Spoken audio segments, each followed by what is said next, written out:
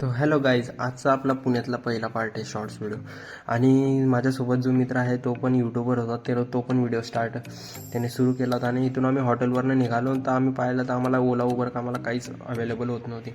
आणि इथं सोमवारपेठ आणि दगडूशेठचं अंतर खूप जवळ होतं, पण आम्ही 1-2 ठिकाणी विचारलं काकांना, तर काकांनी आम्हाला सोडून दिला. आणि ट्रॅफिकमध्येच तसे बी अडकलो, तर थोडंसं पायी चालत गेलो आणि दगडूशेठजवळ गेलो.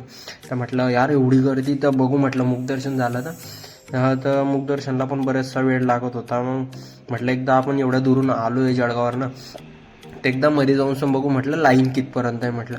तर लाईन इतकी मोठी होती अक्षरशः. हा म्हणे की माझी काही इतकी वेळ कंडिशन नाही राहणार आणि ट्रॅव्हलिंग करून आलो होतो तर 3-4 तास लागणार होते. त्याच्यामुळे आम्ही बाहेरून दर्शन घेऊन प्रसाद घेतला आणि थोडासा मंदिराच्या आजूबाजूला आम्ही थोडा टाईमपास केला आणि थोडं मंदिराजवळ थांबलो, फोटो वगैरे काढले.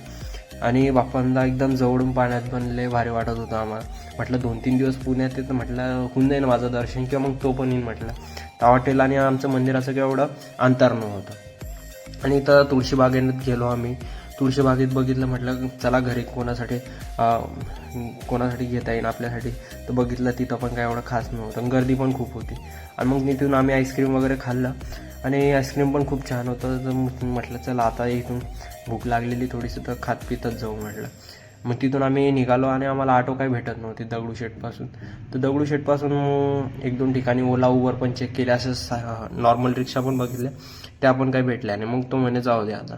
त्याला म्हटलं जाऊ दे आता, काय आपण पूर्ण पायीच जावं लागेल म्हटलं. आणि आम्ही बरंच म्हणजे 8-9 वाजलेले होते, तर पायीच गेलो आम्ही. आणि मग परत रस्त्यावर आम्हाला खायचं भूक लागली होती थोडीशी. मग आम्ही परत एक ज्यूसचं म्हटलं चला आपल्या हॉटेलवर जेवण आहे तर इथं ज्यूस पिऊ म्हटलं.